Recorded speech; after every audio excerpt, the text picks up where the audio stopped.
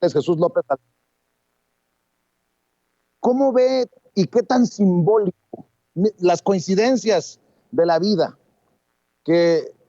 se hable de soberanía, que haya un conflicto armado al otro lado del mundo y en México estemos celebrando el Día de la Bandera y se hable precisamente de patria, de soberanía? Y esta mañana el presidente Andrés Manuel López Obrador haya hablado de no injerencia, de no intervención y de apostarle por el diálogo, por apostarle a la paz.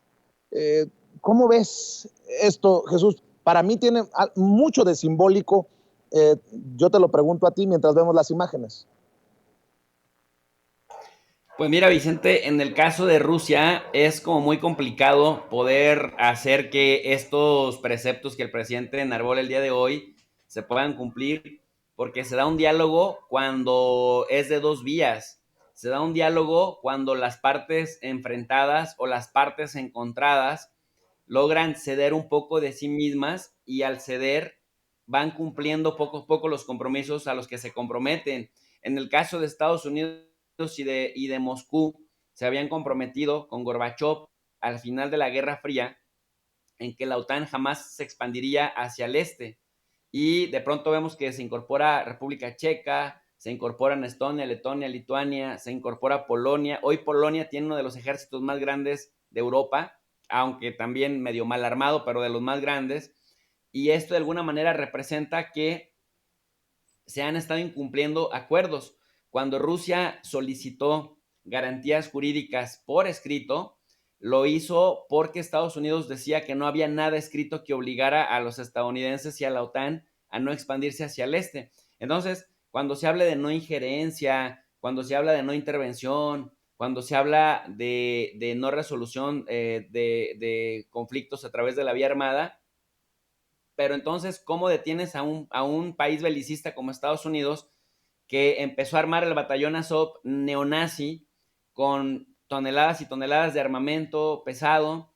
que la Unión Europea apoyando también a la OTAN, porque son dos cosas diferentes. La Unión Europea es un ejemplo de regionalismo. La OTAN es un paradigma de cooperación militar, una alianza militar. No todos los países de la OTAN son miembros de la Unión Europea y no toda la Unión Europea se encuentra dentro de la Organización del Tratado del Atlántico Norte, hay que decirlo. Sin embargo, al unísono, los países europeos se han venido comportando como subordinados de Estados Unidos y han estado colaborando desde Bruselas, mandando dinero a Ucrania, a un gobierno ultranacionalista que no emergió legítimamente de una elección, sino de un golpe de Estado. Es que eso no hay que perderlo de vista. Entonces, ¿cómo dialogar con quienes de manera coordinada, en nado sincronizado, te van cerrando todas las opciones diplomáticas? ¿Cómo frenar que Estados Unidos deje de mandar dinero, deje de mandar armas y deje de mandar incluso asistencia técnico-militar a este país que tienes literal al pie de tus fronteras y que además los miembros de la OTAN, en la voz de su secretario, digan abiertamente, la OTAN es libre de adherir a quien quiera y si Georgia y Ucrania se quieren adherir, son bienvenidos. Pero además, estimado Vicente, dependiendo tanto del trigo ruso, el trigo ruso, Rusia exporta una quinta parte de todo el trigo que se produce en el mundo y además, pues hasta el 42% en promedio del consumo que hace Europa, principalmente Alemania, Italia y Austria, que rebasan el 43% de su consumo de gas, es gas ruso. Entonces, ¿en qué cabeza cabe que países en apariencia autónomos opten por ejemplo, por querer comprar el gas más caro, opten por amenazar a Rusia con que el Nord Stream 2, por ejemplo, no se va a dar si siguen amenazando a Ucrania, cuando de manera colectiva han ido cercando a Rusia justamente para hacer lo que tuvo que hacer ahora. Y ahora, otra cosa importante, Vicente, nada más en sintonía con esto que preguntas de lo que comenta el presidente López Obrador.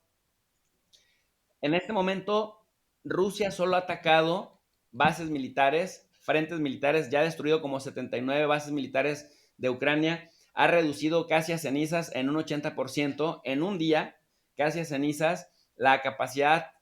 operativa y militar de Ucrania en Kiev, en Kharkiv, en Kramatorsk, en Mariupol, que es donde tenía su base principal, el batallón Azov, el batallón neonazi, Odessa, para poder controlar el acceso al Mar Negro y también Crimea, y Zaporizhia, que es básicamente una región estratégica para cortar como todo flujo de apoyo físico, material a Fuerzas Armadas ucranianas. Entonces, a mí me parece que en la medida que Estados Unidos ha querido exportar el modelo democrático estadounidense y ha querido pasar por encima de un país como Rusia, pretendiendo que Rusia es como Siria o es como Libia o es como Yemen, es decir, débil y pobre, pues se han encontrado con un gigante que está a la par, pero lo preocupante de esto, Vicente, que esto no es la conclusión de un proceso, sino el inicio y la consolidación de la vuelta a los esquemas de la Guerra Fría, que van a permitir tres cosas: justificar el incremento de presupuesto en materia de defensa; en segundo lugar, que va a permitir justificar la presencia de Estados Unidos, que si de por sí Estados Unidos ya tiene en Europa 65,000 soldados, pues ahora probablemente va a justificarse no solamente su estancia en Europa, sino además el aumento de efectivos literal en las puertas de las fronteras rusas. Y en tercer lugar, una cosa que le preocupaba mucho a Estados Unidos, que era evitar que se consolidara el gasoducto Nord Stream 2, que iba de alguna manera también a agilizar y a terminar de consolidar la relación comercial de gas de parte de Rusia hacia Europa, principalmente hacia Alemania, Italia y Austria. Entonces, me parece que en el corto plazo Estados Unidos se va saliendo con la suya, tiene a Europa en el punto que la quería tener, y ahora solamente hay que echar a andar la maquinaria propagandista para poder justificar y legitimar lo que estamos observando en este lado del mundo, Vicente. Bueno, para cerrar